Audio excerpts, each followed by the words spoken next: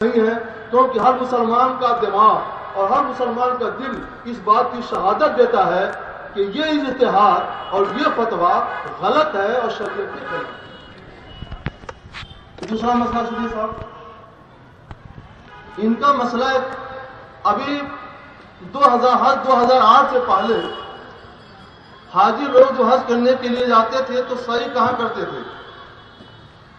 مسا اس جگہ کو کہا جاتا ہے جہاں حاجی اور عمرہ کرنے والے سعی کرتے ہیں، اور سعی کی جگہ حضور صلی اللہ علیہ وسلم کے زمانے سے ہی مقرر ہے۔ جیسے نماز کے بارے میں سرکار علیہ الصلوۃ والسلام نے ارشاد فرمایا تھا صلو کما رأیتمونی اصلی، ویسے نماز پڑھو جیسے تم لوگ مجھ کو نماز پڑھتے ہوئے دیکھتے ہو۔ ویسے ہی حج کے بارے میں بھی حدیث صحیح میں حضور صلی اللہ علیہ وسلم نے حکم عام دے دیا ہے، خذوا عنی مناسککم، تم لوگ مجھ سے اپنے حج کے اعمال، اپنے حج کی عبادتیں، اپنے حج کے مناسک سیکھ لو تاکہ اسی کے مطابق عمل کرنا۔ اب آپ میں سے بھی سینکڑوں لوگوں نے حج کیا ہوگا، ہم نے بھی اللہ تعالیٰ کی توفیق سے کئی مرتبہ حج کیا ہے، عمرہ کیا ہے، لیکن اسی مسعی میں سعی کیا ہے جو جس مسعی میں ہمارے اور آپ کے حضور جان نور جناب محمد رسول اللہ صلی اللہ علیہ وسلم نے سعی کی، سارے صحابہ کرام نے سعی کی، سارے تابعین نے سعی کی، اور ان کے بعد سن 2008 تک سارے مسلمان سعی کرتے رہے۔ لیکن ان لوگوں نے دنیا کی سب سے بری بدعت ایجاد کی ہے اس جگہ میں جہاں سے اسلام نکلا، جہاں سے اسلام پھیلا، اس جگہ میں دنیا کی سب سے بری بدعت ایجاد کی ہے کہ انہوں نے حضور صلی اللہ علیہ وسلم کے مسعی کے بالکل بالمقابل اور اتنے ہی بڑا اتنے ہی چوڑا دور ہٹ کر کے ایک دوسرا مسعی بنا لیا کہ اگر حضور نے ایک مسعی بنایا ہے تو ہم بھی کوئی کم ہے، چلو ایک مسئلہ ہم نے بھی بنا لیا ہے، حکومت ہماری ہے، ہم اسی پر صحیح کروائیں گے، کوئی خلاف ورزی کرے گا تو پیٹائی کریں گے۔ یہی ہو رہا ہے۔ ہمیں ان کے عمل سے کوئی لینا دینا نہیں ہے، مگر یہ لوگ جو دعویٰ کرتے ہیں کہ یہ اہل حدیث ہیں، یہ محدث ہیں، حدیث پر عمل کرتے ہیں، اور یہ اپنے آپ کو مجتہد بنتے ہیں، منصب اجتہاد پر اپنے آپ کو فائز سمجھتے ہیں، اس لیے ہم کو یہ بتانا پڑ رہا ہے کہ اگر ان کے پاس دنیا کی کسی بھی کتاب حدیث میں ایک حدیث بھی ایسی ہو جس سے یہ ثابت ہوتا ہو حضور صلی اللہ تعالی علیہ وسلم نے جس جگہ سعی فرمائی ہے اس سے ہٹ کر نجدی مسعی میں صحیح کرنا سنت ہے، صحیح کرنا جائز ہے، صحیح کرنے سے عبادت صحیح کی ادا ہو جائے گی، تو وہ 10 سال نہیں قیامت تک میں کبھی بھی پیش کر دیں۔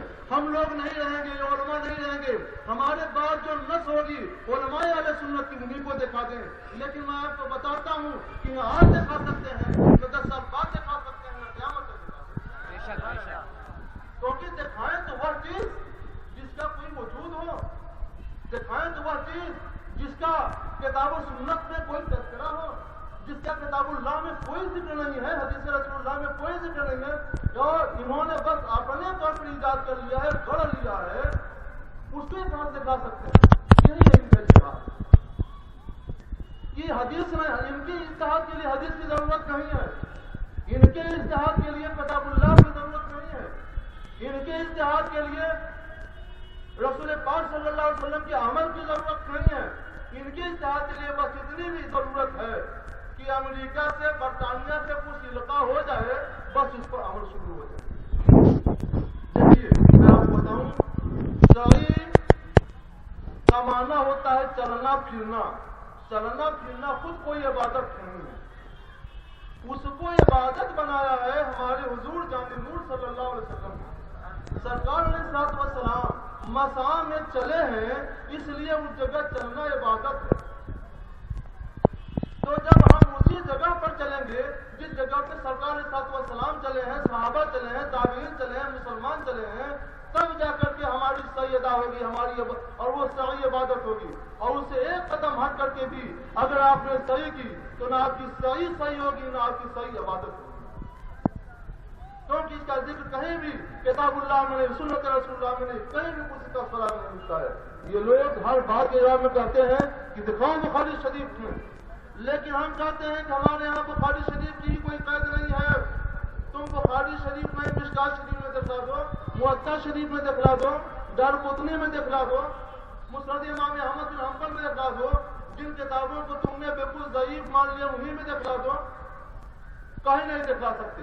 جب کہیں بھی نہیں دکھلا سکتے تو اجتہاد تو نام اس کا ہے کہ کتاب اللہ اور سنت رسول اللہ سے مسئلہ نکالا جائے، اس کو اجتہاد کہتے ہیں. یہ تمہارا کیسا اجتہاد ہے؟ کتاب میں بھی نہیں، سنت رسول اللہ میں بھی نہیں، پھر بھی ہے اجتہاد، اور پھر بھی ہو تم مستحیل، اور پھر بھی بنے ہوئے والے حدیث. ایسی حدیث دانی اور ایسا اجتہاد تمہیں ہی مبارک ہو. آپ لوگ سمجھ گئے؟ درود پاک پڑھیے. اللہم صلی اللہ سیدنا مولانا محمد وبارک وسلم. صلاۃ و سلام علیک یا حبیبی یا رسول اللہ. اچھا ذرا آپ لوگوں کا حساب اگر صحیح ہے تو بتائیے گا. 1 2 3 یہ تینوں مل کر کتنا ہوا؟ 3 ہوا کہ 1؟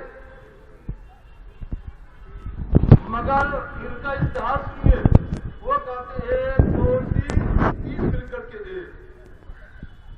یہ ان کا اجتہاد ہے. ہمارا ہر بھائی جانتا ہے، اس کے لیے مجتہد ہونے کی ضرورت نہیں، فقیہ ہونے کی ضرورت نہیں، عالم ہونے کی ضرورت نہیں، جاہل بھی جانتا ہے 1 2 3. جب 3 کہیں گے تو 3 ہوگا. جب 3 بول دیں گے تو 3 سے کم میں اس کا اطلاق ہو ہی نہیں سکتا ہے. مگر یہ کہتے ہیں کہ اگر اپنی بیوی کو ایک نشست میں، ایک بیٹھک میں، ایک مجلس میں کسی نے کہہ دیا 1 طلاق 2 طلاق 3 طلاق، تو کیا طلاق پڑے گی؟ کتاب پڑے گی 1 طلاق پڑے گی. اور اگر کوئی 1 لاکھ طلاق دے دے تو بھی 1 کے مانیں گے. مگر طلاق تو 3 ہی ہوتی ہے. 1 لاکھ کو تو ہم بھی نہیں مانیں گے، اس لیے کہ قرآن نے حدیث میں 1 لاکھ مانا ہی نہیں ہے. قرآن اور حدیث نے 3 طلاق دینے کا اختیار دیا ہے. اور جب شوہر کہہ رہا ہے 1 طلاق تم کو دیا، تم کو طلاق دی 1 2 3 کا اختیار اور 3 دے دیا، 3 واقع ہو گئے، 3 پڑ گئی. اور یہ کیا کہتے ہیں 1 پڑھیے. ایسا بھی کہیں دنیا میں حساب ہے؟ اور اس حساب کے لیے بھی قرآن اور حدیث کی ضرورت ہے، مگر ان کا حساب ہی الگ، ساری دنیا سے ان کا حساب الگ. آئیے ہم سے حدیث پاک پڑھ کر سنیں. کون سی حدیثیں ہیں؟ ہماری ایک کتاب ہے، ہمیں خیال نہیں رہ گیا تھا ورنہ کتاب لائے ہوتے، اور ہم اپنے مبلغین سنی دعوت اسلامی سے ذکر کریں گے، گزارش کریں گے کہ پتلی سی کتاب ہے اس کو چھپوا کر کے ہمارے سب بھائیوں میں فری تقسیم کریں. 3 طلاق کا شرعی حکم کتاب و سنت کی روشنی میں. 3 طلاق کا شرعی حکم کتاب و سنت کی روشنی میں، یہ اس کا عنوان ہے. اس کو آپ لوگ پڑھ لیجئے گا. اسی میں سے ایک حدیث ہم پڑھ کے سناتے ہیں. اس میں کی نہیں ہے، حدیث ابن ماجہ کی ہے. سنن ابن ماجہ صاحب ستہ کی کتاب ہے. اس میں امام ابن ماجہ رحمۃ اللہ علیہ نے ایک باب قائم کیا ہے، باب من طلق ثلاثا فی مجلس واحد. ایک مجلس میں، ایک بیٹھک میں 3 طلاق کا بیان. اس کے بعد وہی حدیث نقل کرتے ہیں. حضرت عامر شعبی رضی اللہ تعالی عنہ نے حضرت فاطمہ بنت قیس کے صحابیہ ہیں، ان سے پوچھا کہ آپ اپنی طلاق کا واقعہ بیان کر دیجئے. تو حضرت فاطمہ بنت قیس جو صحابیہ ہیں رضی اللہ تعالی عنہ، وہ فرماتی ہیں صحابہ کے بارے میں، ہاں علیہ قل سنت و جماعت کا عقیدہ ہے، صحابہ کلهم عدول، صحابہ سب کے سب دیندار ہیں، عادل ہیں، ثقہ ہیں، پرہیزگار. صحابیہ حضرت فاطمہ بنت قیس فرماتی ہیں رضی اللہ تعالی عنہ کہ طلقنی زوجی ثلاثا وهو خارج الى اليمن فاجاز رسول اللہ صلی اللہ علیہ وسلم. فرماتی ہے کہ میرے شوہر یمن کے لیے گھر سے، میرے شوہر نے یمن کے لیے گھر سے نکلتے وقت 3 طلاق دے دی. تو گھر سے نکلتے وقت 3 طلاق دینا، یہ ایک ہی ساتھ 3 طلاق دینا ہوا، ایک ہی بیٹھک میں، ایک ہی مجلس میں 3 طلاق دینا ہوا. پھر ہوا کیا؟ یہ سرکار صلی اللہ علیہ وسلم بارگاہ میں حاضر ہوئی، عرض کیا سرکار میرے شوہر یمن جا رہے تھے اور انہوں نے مجھ کو جاتے جاتے 3 طلاقیں دے دی، اب کیا ہوگا؟ فرماتے ہیں فاجاز رسول اللہ صلی اللہ علیہ وسلم، اللہ کے رسول صلی اللہ علیہ وسلم نے تینوں طلاقوں کو نافذ فرما دیا، یعنی فرما دیا کہ جب تمہارے شوہر نے 3 دیا تو تینوں طلاقیں پڑ گئی۔ تو سرکار نے صاحب السلام فرماتے ہیں شوہر نے اپنی بیوی کو 3 طلاق دی تو 3، مگر وہابی کہتا ہے 1۔ یہ حدیث پر عمل ہوا کہ حدیث کی مخالفت ہوئی۔ اسی کا نام ہے حدیث دانی، اسی کا نام ہے اجتہاد، اسی لیے تم بنے ہو محدث۔ اجتہاد نام ہے کس کا؟ کتاب اللہ سے مسئلہ نکالنے کا، حدیث رسول اللہ سے مسئلہ نکالنے کا۔ یہ تمہارا کیسا اجتہاد ہے کہ ہمارے آقا جناب محمد رسول اللہ صلی اللہ علیہ وسلم تو فرمائے کہ شوہر نے 3 طلاق دیا تو 3 پڑ گئی اور تم کہتے ہو 1 پڑ گئی۔ یہ حدیث رسول اللہ سے اجتہاد ہوا؟ ہرگز نہیں، یہ اجتہاد کہیں اور کا ہے۔ ان کا کوئی اور ہے جو ان کو سکھاتا رہتا ہے، بتاتا رہتا ہے، اس کے مطابق ہی عمل کرتے ہیں۔ مگر ہوتا تھا میں چلا جاؤں کہ لوگ کوئی چیز پیش کر دے، میں بتا دوں ایک حدیث میں آیا ہے کہ 3 طلاق دینے کے بعد 1 ہی طلاق پڑی، ایک حدیث انہوں نے پڑھ لی ہے۔ اس لیے میں اس کے بارے میں پہلے بتا دوں کہ بیویاں 2 طرح کی ہوتی ہیں۔ ایک بیوی وہ جو اپنے شوہر کے ساتھ رہ چکی، شوہر اس کے ساتھ صحبت کر چکا، اس کو مدخولہ کہا جاتا ہے۔ ایک بیوی وہ جس کا نکاح تو شوہر سے ہو چکا ہے مگر شوہر کے ساتھ ابھی رہی نہیں، شوہر نے اس کے ساتھ صحبت نہیں کی ہے، اس کو غیر مدخولہ کہتے ہیں۔ اگر کوئی شخص اپنی غیر مدخولہ بیوی کو کہہ دے تجھے طلاق دیا تو 1 ہی طلاق میں وہ نکاح سے نکل جاتی ہے۔ اب اگر کوئی کہتا ہے میں نے تجھے طلاق دیا تو یہاں 3 نہیں پڑے گی بلکہ 1 ہی پڑے گی۔ کیوں 1 پڑے گی؟ اس کی وجہ یہ ہے کہ حدیث رسول اللہ سے ثابت ہو جاتا ہے کہ غیر مدخولہ بیوی کو اگر کوئی شخص طلاق دے گا تو 1 ہی طلاق میں وہ نکاح سے نکل جائے گی اور بیوی نہیں رہے گی۔ تو جب 1 ہی طلاق میں غیر مدخولہ نکاح سے نکل جاتی ہے اور بیوی نہیں رہتی ہے تو 2 طلاقیں دینا لغو ہوا۔ ارے طلاق تو پڑے گی بیوی پر نا، اور جو بیوی ہی نہیں ہے اس پر کیا طلاق پڑے گی؟ جو بیوی ہی نہیں ہے اس پر کیا طلاق پڑے گی؟ اس لیے وہاں 3 1 ہے۔ مگر ان لوگوں نے سمجھا کہ مدخولہ ہو چاہے غیر مدخولہ، مسئلے میں ایسی آزادی پیدا کر دو کہ لوگ تمہاری طرف کھینچ کر کے چلے آئے، لوگ کھینچ کر تمہاری طرف چلے آئے۔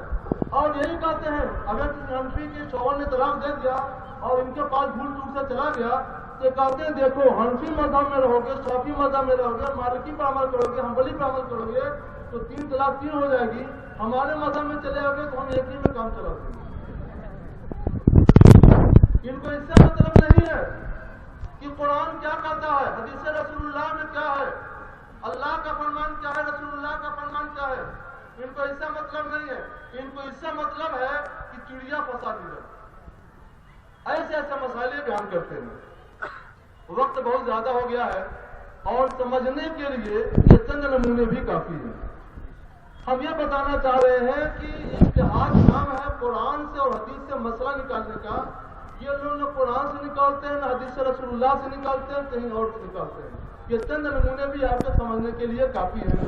جو لوگ سمجھنا چاہتے ہیں ان کے لیے چند نمونے بھی کافی ہیں، اور اگر کوئی ضدی ہو، معاند ہو، سمجھنا ہی نہ چاہے تو اگر اس کے سامنے چاند چک کرنے کا، چاند کو چیر دینے کا نبی صلی اللہ علیہ وسلم معجزہ بھی دکھا دے تو ایمان نہیں لائے۔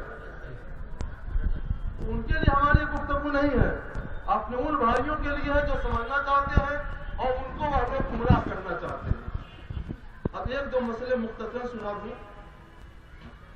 ساری دنیا میں تراویح کیا رکعت پڑھی جاتی ہے؟ 20 رکعت۔ حدیث شریف سے ثابت بھی ہے، یہاں تک کہ حرمین شریفین مکہ معظمہ مدینہ طیبہ میں بھی 20 رکعت پڑھی جاتی ہے۔ میں ان لوگوں نے سوچا کہ اگر ہم بھی 20 رکعت پڑھیں اور 20 رکعت کے حکم دیں تو بات وہی ہوگی۔ یہ تو امام ابو حنیفہ کا اجتہاد ہو گیا، امام شافعی کا اجتہاد ہوا، امام احمد بن حنبل، امام مالک کا اجتہاد ہوا، تو کوئی ایسا حکم دیا جائے جو ان کے خلاف ہو۔ تو انہوں نے حکم دے دیا بس 8 رکعت تراویح ہے، اب جو چاہے 20 رکعت پڑھے، جو چاہے 8 رکعت پڑھے۔ لوگوں کو پوچھنے کا ذریعہ مل گیا کہ کسی بھی حدیث میں تراویح کے لفظ سے 8 رکعت تراویح کا کہیں کوئی ذکر نہیں ہے اور ان کے پاس کوئی ثبوت نہیں ہے. یہ ان کا اپنا اجتہاد ہے جو نہ